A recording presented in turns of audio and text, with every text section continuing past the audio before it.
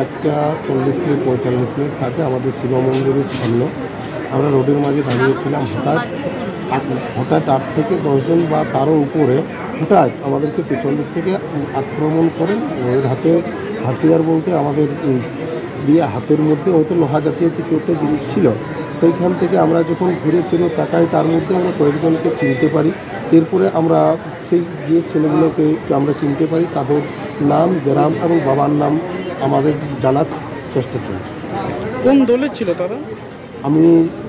আমি যেটুকু হয়তো লক্ষ্য করেছি, দেখেছি যে কিছু আছে তার মধ্যে 2-1টা ছেলে ভোরবেলায় বজরং দল করে, আর কিছুগুলো আছে বিজেপির।